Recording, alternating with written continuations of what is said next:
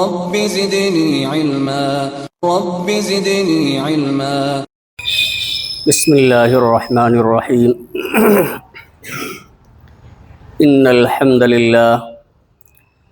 نحمده ونستعینه ونستغفره ونعوذ باللہ من شرور انفسنا ومن سیئات اعمالنا من يهده اللہ فلا مضل له ومن يضلل فلا هادي له وأشهد أن لا إله إلا الله وحده لا شريك له وأشهد أن محمدًا عبده ورسوله. يا أيها الذين آمنوا اتقوا الله حق تقاته ولا تموتن إلا وأنتم مسلمون. يا أيها الناس اتقوا ربكم الذي خلقكم من نفس واحدة وخلق منها زوجها وبث منهما رجالا كثيرا ونساء واتقوا الله الذي تساءلون به والأرحام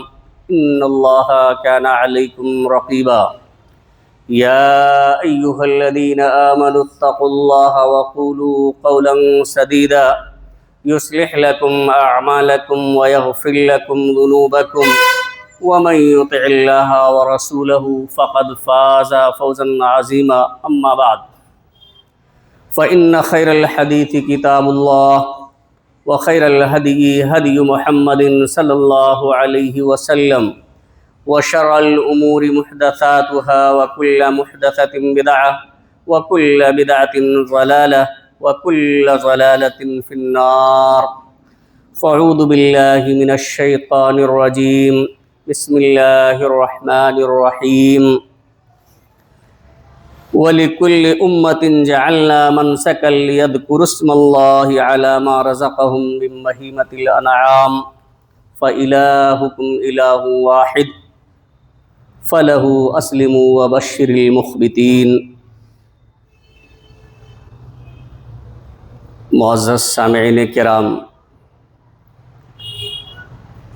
امت مسلمہ کے نوجوان ساتھیوں، عزیز طلبہ اور پردہ نشین میری ماں اور بہنوں، خطبہ مسونہ کے بعد سورہ حج کی 34 نمبر آیت کریمہ آپ حضرات کے سامنے تلاوت کی گئی ہے.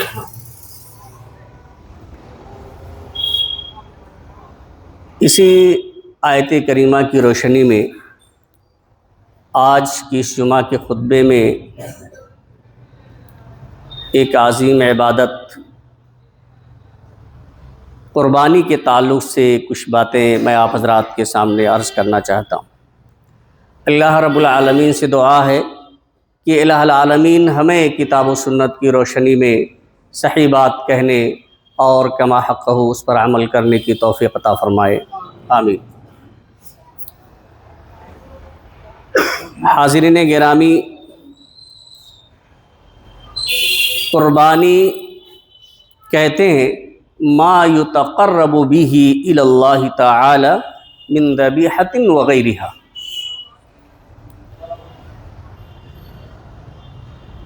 جس عمل کے ذریعہ، چاہے وہ ذبیحہ ہو یا اس کے علاوہ کوئی بھی عمل ہو، جس کے ذریعہ اللہ رب العالمین کی قربت حاصل کی جائے، اللہ رب العالمین کی رضا اور خوشنودی حاصل کی جائے، اسے قربانی کہا جاتا ہے. عربی زبان میں قربانی کے لیے اضحیہ اور ضحیہ کا لفظ آتا ہے. اضحیہ کی جمع اضاحی اور ضحیہ کی جمع ضحایا ہے، یعنی وہ جانور جن کو اللہ رب العالمین کا نام لے کر اس کی قربت کے لیے، اس کی رضا کے لیے ذبح کیا جائے. یہ قربانی کب سے ہے؟ حاضرین گرامی، یہ قربانی صرف امت محمدیہ ہی کے لیے نہیں مشروع ہے، بلکہ خطبہ مسونہ کے بعد جو آیت کریمہ آپ حضرات کے سامنے تلاوت کی گئی ہے، اس سے یہ بات واضح ہوتی ہے کہ اللہ رب العالمین نے قربانی کے طریقے ہر امت کے لیے مقرر فرمایا، یعنی یہ کوئی نئی چیز نہیں ہے۔ اللہ رب العالمین ارشاد فرماتے ہیں وَلِكُلِّ أُمَّةٍ جَعَلْنَا مَنْسَكًا، ہم نے ہر امت کے لیے قربانی کے طریقے مقرر کیے ہیں لِيَذْكُرُوا اسْمَ اللَّهِ عَلَى مَا رَزَقَهُم مِّن بَهِيمَةِ الْأَنْعَامِ، تاکہ لوگ ان چوپائے جانوروں پر، بہیمۃ الانعام پر اللہ کا نام لے کر جنہیں اللہ رب العالمین نے انہیں عطا کیا ہے اسے ذبح کریں، یعنی ان جانوروں پر اللہ کا نام لیں۔ فَإِلَٰهُكُمْ إِلَٰهٌ وَاحِدٌ، تو تمہارا معبود ایک ہی معبود ہے، فَلَهُ أَسْلِمُوا، تو اسی کے تم مطیع ہو جاؤ، فرما بردار ہو جاؤ۔ وَبَشِّرِ الْمُخْبِتِينَ، اور عاجزی کرنے والوں کو بشارت دے دو۔ اس آیت کریمہ سے بالکل یہ بات واضح ہو جاتی ہے کہ اللہ رب العالمین نے ہر امت کے لیے قربانی کا طریقہ مشروع کیا ہے، اور اس لیے مشروع کیا ہے تاکہ بہیمۃ الانعام پر، چوپائے جانوروں پر اللہ کا نام لیں۔ اور بہیمۃ الانعام کی تفسیر دوسری آیات میں یہ ملتی ہے کہ وہ 8 جانور ہیں، بکری اور بکرا نر اور مادہ، گائے اور بیل نر اور مادہ، اور دمبا اور دمبی نر اور مادہ، اور اونٹ اور اونٹنی نر اور مادہ، یہی بہیمۃ الانعام ہیں۔ انہی جو 8 جو جانور ہیں انہی میں سے کسی جانور کی قربانی کی جا سکتی ہے، لیکن یہ بات واضح رہے کہ جو جانور بآسانی میسر ہو سکے اور جس جگہ آپ رہتے ہیں، جس جانور کی قربانی کرنے کی اجازت ہے، انہی جانوروں کی ہمیں اور آپ کو قربانی کرنی چاہیے، اپنے آپ کو ہلاکت اور پریشانی میں نہیں ڈالنا چاہیے۔ اللہ رب العالمین نے فرمایا وَلَا تُلْقُوا بِأَيْدِيكُمْ إِلَى التَّهْلُكَةِ، تم اپنے آپ کو ہلاکت میں نہ ڈالو، یعنی خود سے اپنے آپ کو، آپ کے پاس بدل موجود ہے تو آپ اس کے مطابق عمل کیجئے، کوئی ایسا کام اور کوئی ایسا عمل آپ نہ کریں جیسے ملک کا امن و امان خطرے میں پڑے، خود اپنی عزت و آبرو، اپنی بہن بیٹیوں کی عزت و آبرو محفوظ نہ رہ سکے، تو اللہ رب العالمین نے اپنے آپ کو ہلاکت اور بربادی میں ڈالنے سے منع کیا ہے۔ اس لیے جو جانور بآسانی میسر ہوں اور جن کو ہمیں اجازت ملے انہی جانوروں کی ہم قربانی کریں۔ یہ سب سے پہلے دنیا میں کس نے قربانی کی؟ تو جب ہم سورہ مائدہ کا مطالعہ کرتے ہیں تو معلوم ہوتا ہے اللہ رب العالمین نے فرمایا وَاتْلُ عَلَيْهِمْ نَبَأَ ابْنَيْ آدَمَ بِالْحَقِّ إِذْ قَرَّبَا قُرْبَانًا فَتُقُبِّلَ مِنْ أَحَدِهِمَا وَلَمْ يُتَقَبَّلْ مِنَ الْآخَرِ قَالَ لَأَقْتُلَنَّكَ قَالَ إِنَّمَا يَتَقَبَّلُ اللَّهُ مِنَ الْمُتَّقِينَ۔ سورہ مائدہ کے اندر آیت نمبر 27 میں اور اس کے بعد کی چند آیات کے اندر اللہ رب العالمین نے ذکر کیا ہے، صلی اللہ علیہ وسلم کو مخاطب کرتے ہوئے فرماتے ہیں کہ آپ ان لوگوں کو آدم کے دونوں بیٹوں کا واقعہ اور قصہ کھرا کھرا سنا دیجئے، سچائی کے ساتھ سنا دیجئے، کیونکہ اور جو کتابیں ہیں ان میں بھی جو واقعات اور جو چیزیں بیان کی گئی ہیں ان میں لوگوں نے تحریف کر دی ہے، اور قرآن مجید ایسی کتاب ہے جس کے اندر کسی طرح کی کوئی تحریف ممکن نہیں ہے، اس کے حفاظت کی ذمہ داری اللہ رب العالمین نے لی ہے، تو قرآن ہی صداقت کے ساتھ کسی واقعے کو بیان کر سکتا ہے سچائی کے ساتھ۔ تو اللہ رب العالمین نے فرمایا کہ اے نبی آپ ان لوگوں کے سامنے آدم کے دونوں بیٹوں کے واقعے کو کھرا کھرا سنا دیجئے، اذ قربا قربانا، جب ان لوگوں نے قربانی پیش کی، یعنی دونوں نے قربانی پیش کی، فتقبل من احدہما، تو اللہ رب العالمین نے ان میں سے ایک کی قربانی کو قبول کی، ولم یتقبل من الاخر، اور دوسرے کی قربانی قبول نہیں فرمائی۔ اور وہ دونوں بیٹے کون تھے؟ ایک حابیل اور ایک قابیل تھا۔ کوئی بھی صحیح اور مستند روایت نہیں ملتی ہے کہ کس وجہ سے انہوں نے قربانی پیش کی ہے، لیکن مشہور ہے جو بعض تفسیروں میں یہ بات ملتی ہے کہ چونکہ آدم علیہ السلام کے ہاں پہلے جوڑے جوڑے بچے پیدا ہوتے تھے، ایک بیٹا اور ایک بیٹی، تو ایک جوڑے کا نکاح دوسرے جوڑے سے کر دیا جاتا ہے، یعنی جس کے ساتھ ایک کے ساتھ بیٹا اور ایک کے ساتھ بیٹی،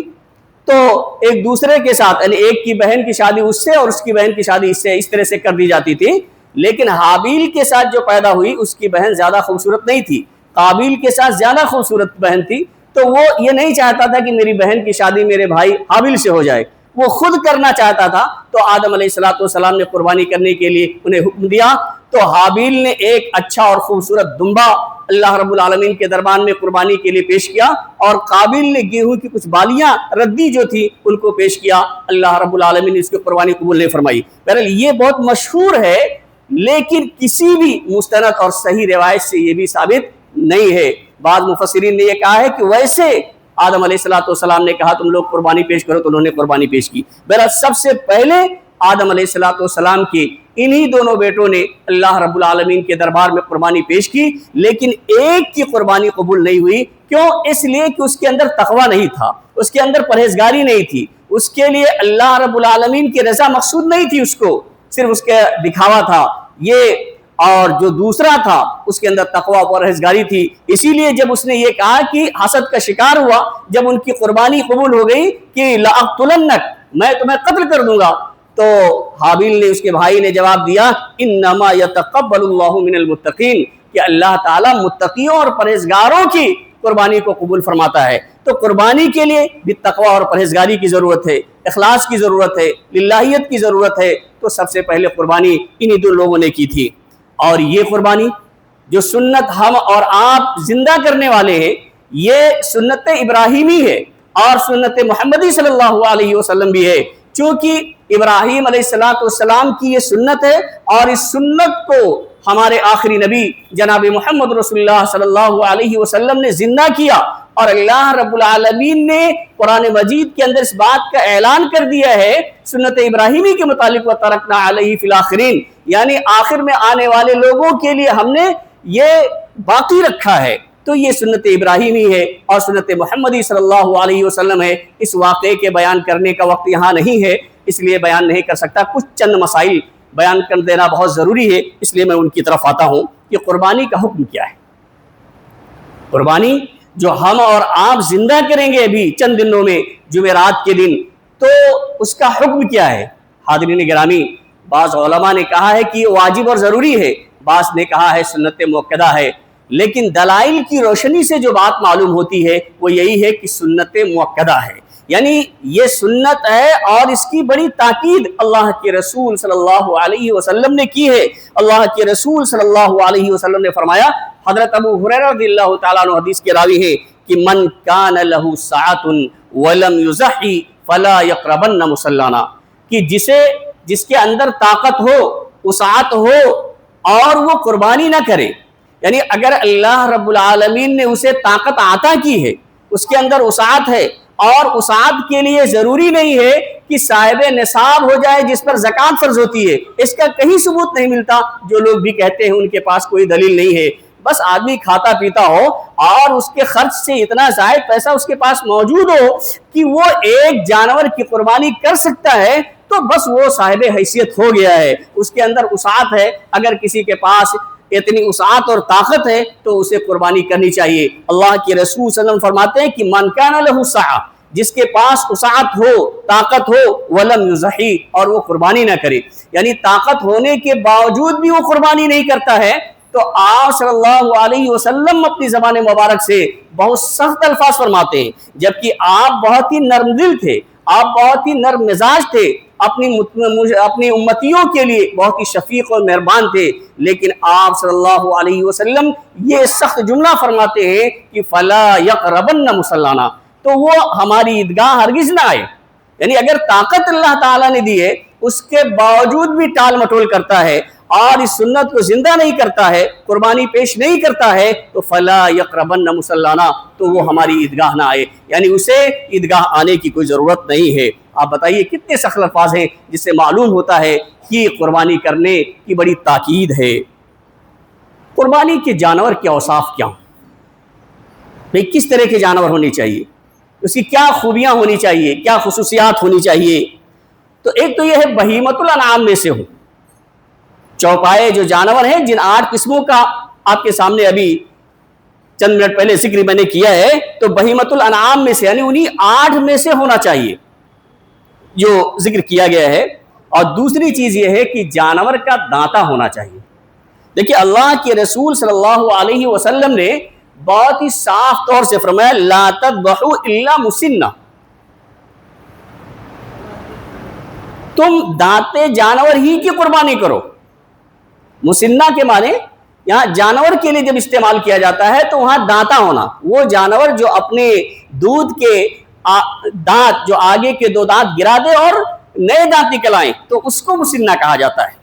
اور آپ جو لوگ بازار وغیرہ میں جاتے ہیں یا جانوروں کی خرید و فروخت کرتے ہیں تو اس کی عمر نہیں پوچھتے ہیں، وہ دانت دیکھ کے پتہ لگا لیتے ہیں کہ کتنے دنوں کا ہے۔ یا اسی طرح سے بھینس ہے، گائے ہے، تو کئی مرتبہ اس نے بچہ دیا ہے یا دانت کتنے، تو اس سے اس کی عمر کا بھی اندازہ لگ جاتا ہے، پہچان لیا جاتا ہے۔ تو جب مسنہ یعنی یہ لفظ جانور کے لیے استعمال کیا جاتا ہے تو اس کے لیے یہاں دانتا ہونے کا معنی ہے، سال والا یہ معنی نہیں ہے، زیادہ صحیح ہے یہ۔ تو اللہ کے رسول صلی اللہ علیہ وسلم نے فرمایا کہ تم دانتے جانور ہی کی قربانی کرو، الا ان یعثر علیکم فتذبحوا جزعۃ من اضغان، لیکن اگر آپ تم کو نہ مل پائے تو آپ 6 مہینے کا دمبا بھی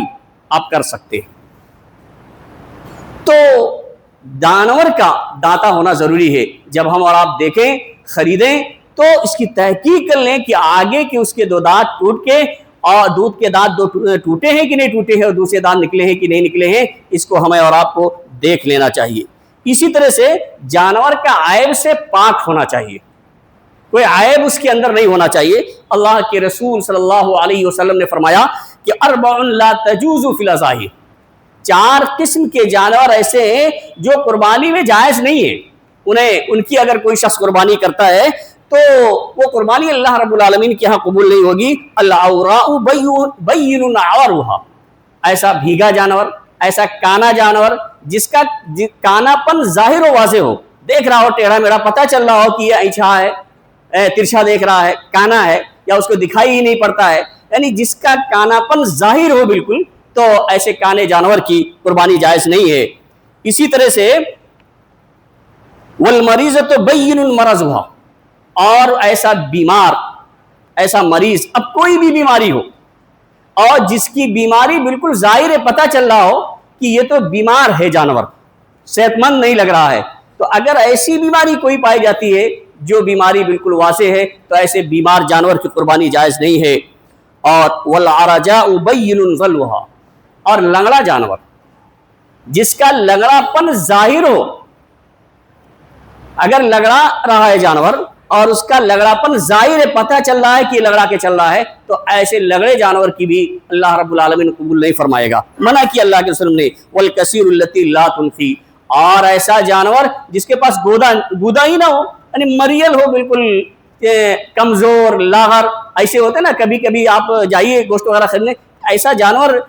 جو ہے ذبح کر کے دیا جاتا ہے، دل مطمئن ہی نہیں ہوتا۔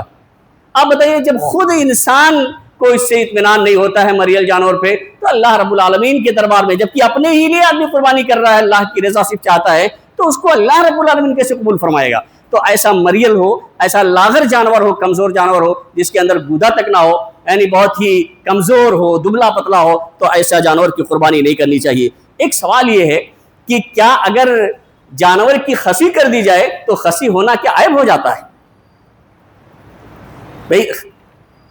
صحیح سالم جانور ہونا چاہیے، کوئی عیب نہیں ہونا چاہیے۔ اور کسی جانور کے خصی کس کو کہتے ہیں؟ جس کو دونوں خصیے نکال دیے جائیں، آپ دونوں خصیے نکال دیتے ہیں تو اب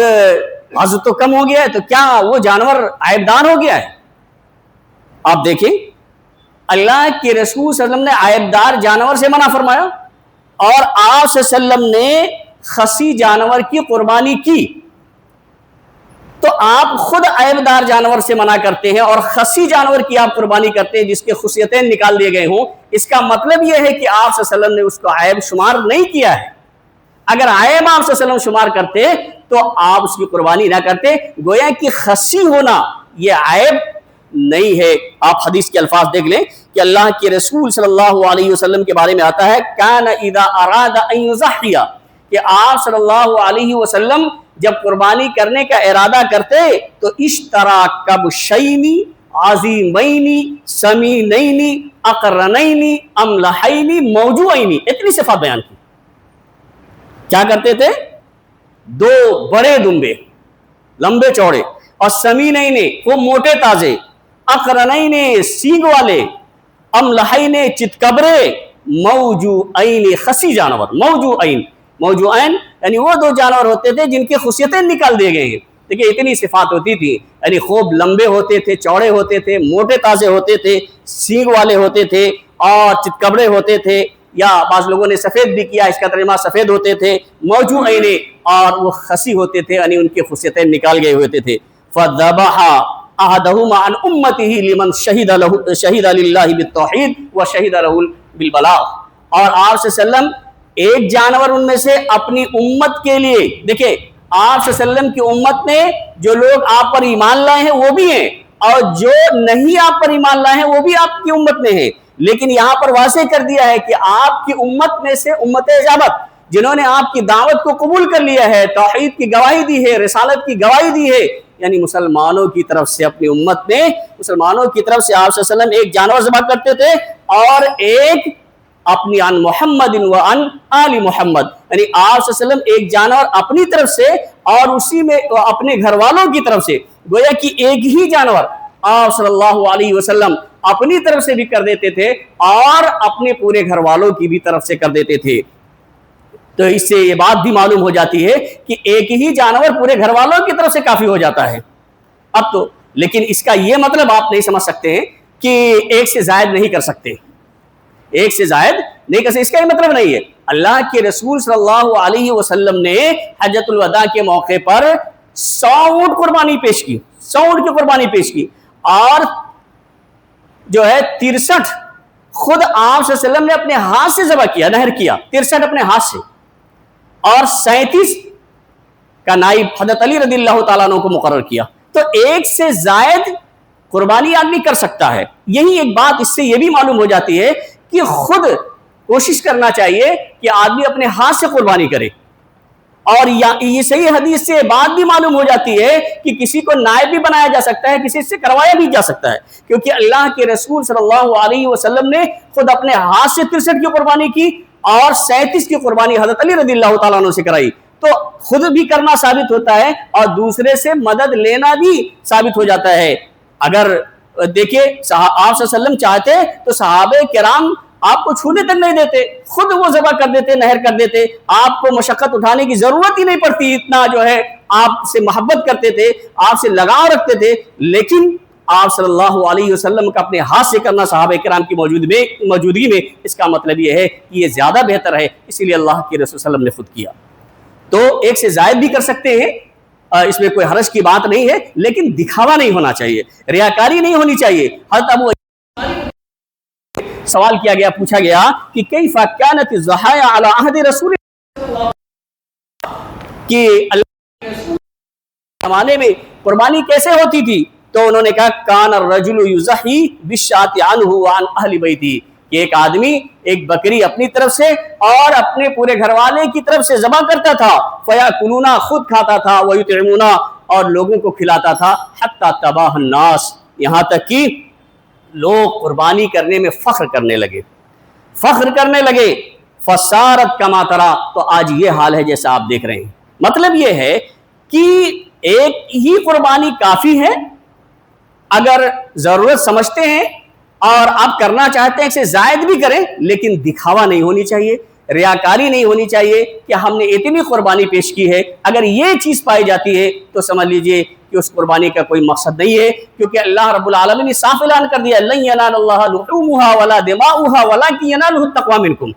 کہ اللہ رب العالمین کو قربانی کے جانوروں کا نہ تو گوشت پہنچتا ہے نہ خون پہنچتا ہے، یہ تمام چیزیں نہیں پہنچتی ہیں. خود کھاتے ہو، اپنے اعزاء و اقربا کو کھلاتے ہو، یہ تمام چیزیں نہیں پہنچتی ہیں، لیکن ولکن ینالہ التقوی منکم، لیکن تمہارے دل کے اندر جو تقوی ہے، جو پرہیزگاری ہے، جو خشیت ہے اللہ رب العالمین کے تئیں، وہ چیزیں پہنچتی ہیں. تو حاضرین گرامی، ایک اپنے گھر کی طرف سے بھی کر سکتے ہیں، اگر آپ چاہیں تو ایک سے زائد بھی کر سکتے ہیں، بشرطے کہ ریا نموز سے ہمارا دل پاک اور صاف ہو. اسی طرح سے کیونکہ وقت بہت کم رہ گیا ہے، ایک دو مسئلے آپ کے سامنے اور ذکر کر دوں. دیکھیے، ہم قصاب کو بلاتے ہیں تو کبھی کبھی اس طرح سے طے کر لیتے ہیں یا کہ بھائی ٹھیک ہے 1000 روپیہ لے رہا ہے اس سے کم کرا لیا 800 لینا، کچھ گوشت بھی دے دیتے ہیں۔ تو ایک بات ذہن میں رہنی چاہیے، پہلے حدیث سن لے کہ حضرت علی بن ابی طالب رضی اللہ تعالیٰ عنہ کیا فرماتے ہیں کہ امرنی رسول اللہ صلی اللہ علیہ وسلم ان اقوم علی بدنہ، اللہ کے رسول صلی اللہ علیہ وسلم نے مجھے اپنے قربانی کے جانوروں کی نگرانی کرنے کا حکم دیا کہ آپ دیکھتے رہیے، اور وَأَنْ أَتَصَدَّقَ بِلَحْمِهَا وَجُلُودِهَا وَأَجِلَّتِهَا، اور ان جانوروں کے گوشت، ان کے چمڑے اور ان کے جھول، جو رسیاں اور وغیرہ جو ہوتی ہیں، جو جھول وغیرہ ہوتے ہیں جو ان پہ باندھے جاتے ہیں، تو ان کو صدقہ کرنے کا حکم دیا کہ ان کو بھی صدقہ کر دو۔